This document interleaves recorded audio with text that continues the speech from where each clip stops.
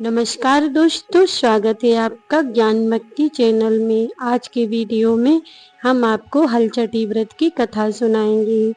यह व्रत संतान प्राप्ति के लिए किया जाता है। जिसकी संतान ना हो और जिसकी संतान हो वह संतान की मंगल कामना के लिए यह व्रत रखा जाता है। यह संतान प्राप्ति और उसकी खुशहाली के लिए यह व्रत सर्वोपरि है। यह उत्तम व्रत सुभद्रा ने किया था। भगवान श्री कृष्ण के कहने पर सुभद्रा ने किया था।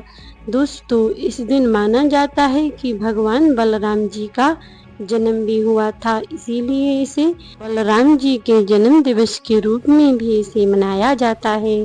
इसी कारण इस दिन हल से जुती हुई वस्तुओं का प्रयोग नहीं किया जाता है। तो आइए जानते हैं हलचटी व्रत की कथा।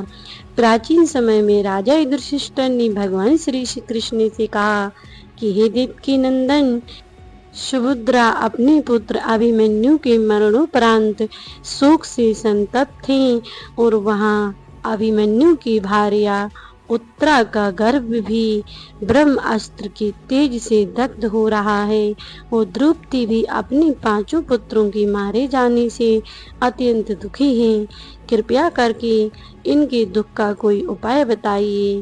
तब भगवान श्री कृष्ण कहने लगे कि हे दुष्टर, यदि उत्तरा अपने पुत्र की दीर्घायु के लिए मेरे बताए व्रत को करें तो उनका पुत्र अवश्य जीवित हो जाएगा।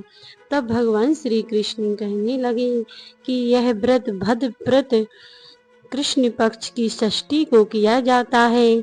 इस व्रत में भगवान शिव जी का, गणेश जी तथा कार्तिकेय माता पार्वती जी का विधि विधान से पूजा करना चाहिए और यह व्रत संतान प्राप्ति के लिए और उनकी लंबी आयु के लिए यह व्रत रखा जाता है। और इस व्रत को रखने से सभी के पुत्र की दीर्घायु उत्पन्न होती है।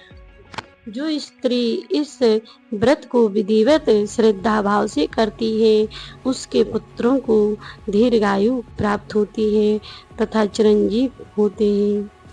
प्राचीन समय में एक सुभद्र नाम का राजा था जिसकी रानी का नाम सुरवणा था।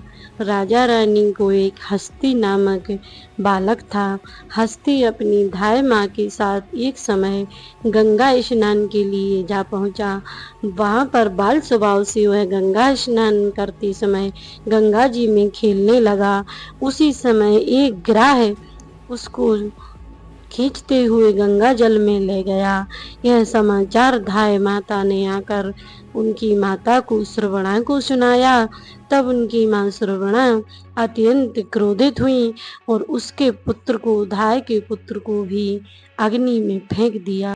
वह धाय पुत्र शोक से व्याकुल होकर एक निर्जन वन में चली गई।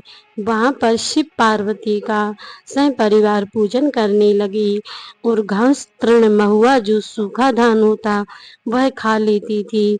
इस प्रकार भद्रव्रत कृष्ण षष्ठी को उसने महादेव का, माता पार्वती, गणेश जी, कार्तिक जी का पूजन किया और यह व्रत किया, जिसके व्रत के प्रभाव से उसका पुत्र जीवित हो गया। इधर नगर में एक घटना घटित हुई कि उसका पुत्र अग्नि में से बाहर निकल आया। यह देखकर सभी अचंभित हो गए। राजा रानी के आश्चर्य का ठिकाना नहीं रहा। उसी समय संयोगवश दुर्वासा ऋषि आए। राजा रानी ने उनका स्वागत किया और पूछा कि यह धाय का पुत्र अग्नि में फेंक दिया था हम लोगों ने, तो यह जीवित कैसे हो गया।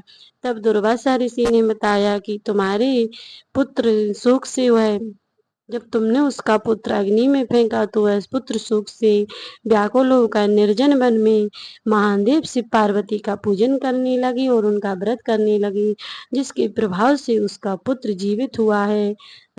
यह सुनकर राजा उन ऋषि को साथ लेकर जंगल में गया और वहां पर धाय को खोजने लगा।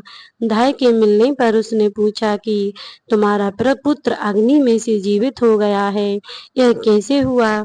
तब धाय ने बताया कि मैं भगवान महादेव का पूजन करती थी, इसीलिए हमें उस व्रत के प्रभाव से मेरा पुत्र जीवित हो गया। महादेव जी की कृपा से हमारा पुत्र सकुशल है। यह सुनकर राजा को आश्चर्य हुआ और उन्होंने उससे हलचटी व्रत की विधि पूछी और उसने बताया कि भद्रप्रत कृष्ण पक्ष की षष्ठी को यह व्रत किया जाता है। यह व्रत अपने पुत्र की लंबी आयु के और मंगल कामना के लिए किया जाता है। यह व्रत में भगवान भोलेनाथ, माता पार्वती, गणेश जी तथा कार्तिकेय जी सह परिवार पूजन किया जाता है, जिसके प्रभाव से जिसको संतान ना हो उसके संतान प्राप्ति होती है। उस संतान की दीर्घ आयु के लिए भी यह व्रत अति उत्तम माना गया है। इस प्रकार राजा ने भी इस व्रत को किया।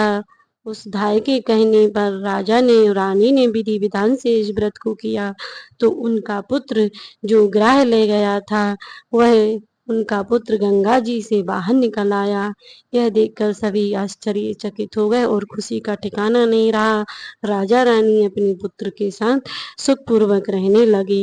यह व्रत भगवान श्री कृष्ण ने सुभद्रा को बताया तो सुभद्रा ने इस व्रत को किया तो उनका जो गर्भ जो निस्तेज हो गया था अश्वत्थामा के बाणों से, तो उन्होंने वह पुनः जीवित हो गया भगवान श्री कृष्ण की कृपा से और इस व्रत के प्रभाव से उनका पुत्र पुनः जीवित हो गया। बाद में वही पुत्र राजा परीक्षित के नाम से जाना जाता है। दोस्तों, जो राजा का लड़का हस्ती था उस हस्ती के नाम से ही हस्तिनापुर का निर्माण हुआ था, जहाँ पर कौरव पांडव रहा करते थे। तो दोस्तों, आपको यह हलचटी व्रत की कथा कैसी लगी कमेंट करके जरूर बताइएगा। मिलते हैं नेक्स्ट वीडियो में, तब तक के लिए जय श्री कृष्णा, राधे राधे। और हलचट व्रत की आप सभी को बहुत बहुत शुभकामनाएं। बोलो हलचट माता की जय।